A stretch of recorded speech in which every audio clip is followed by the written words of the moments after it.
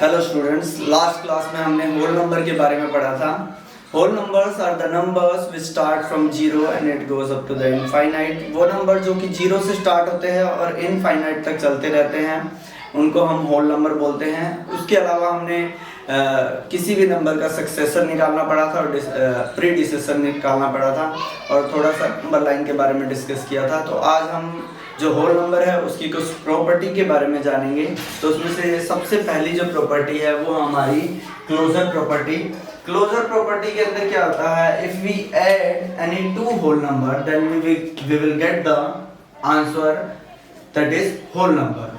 अगर हम किसी दो होल नंबर को ऐड करते हैं तो आंसर भी हमारा क्या होगा, होल नंबर ही होगा। सपोज हमने क्या किया, 2 + 3 =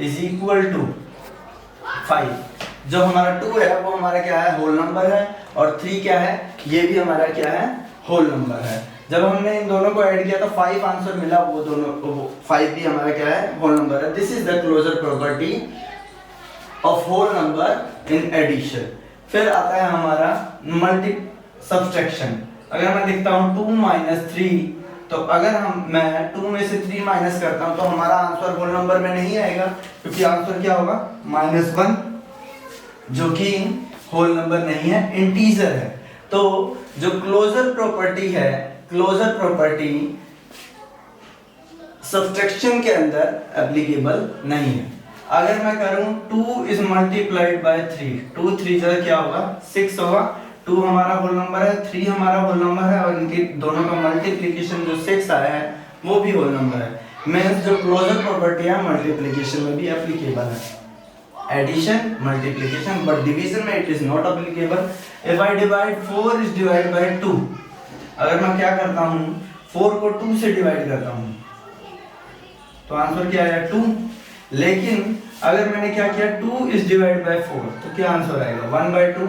that is not a whole number, ये भी होल नंबर नहीं है।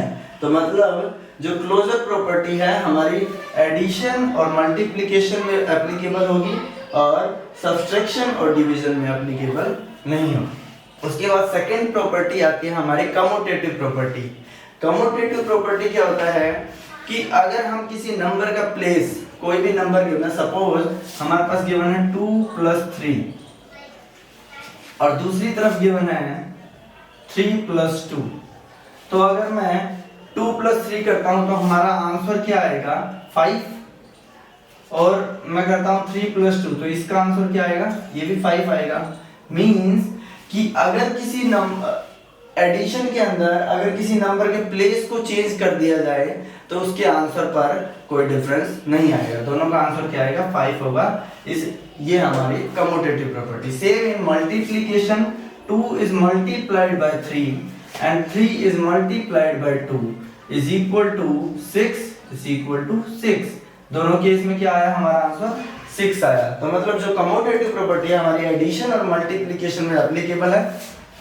अब हम इसको चेक करेंगे, सब्सट्रैक्शन एंड डिवीजन। सब्सट्रैक्शन के अंदर अगर मैं करता हूं 3 - 2 = 1 और 2 - 3 = -1, means these result are not equal। मतलब क्या है कि जो कम्यूटेटिव प्रॉपर्टी है हमारी सब्सट्रैक्शन में एप्लीकेबल नहीं है। Same in division, 2 is divided by 4 and 4 is divided by 2 are not equal।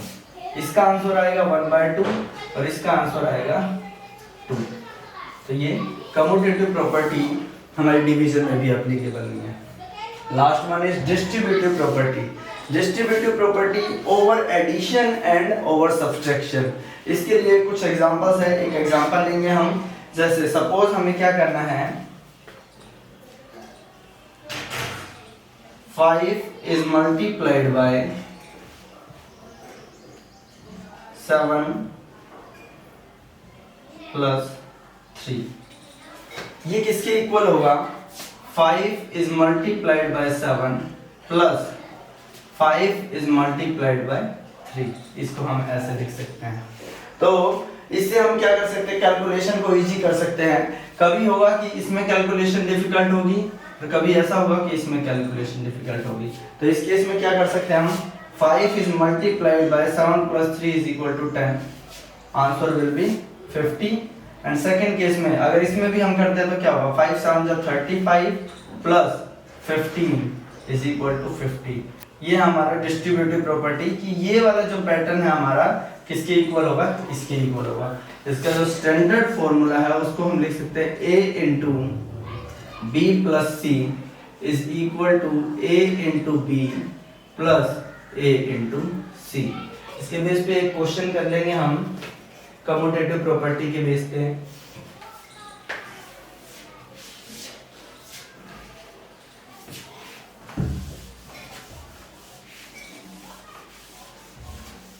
NCERT book exercise 2.2 question number 3 first part is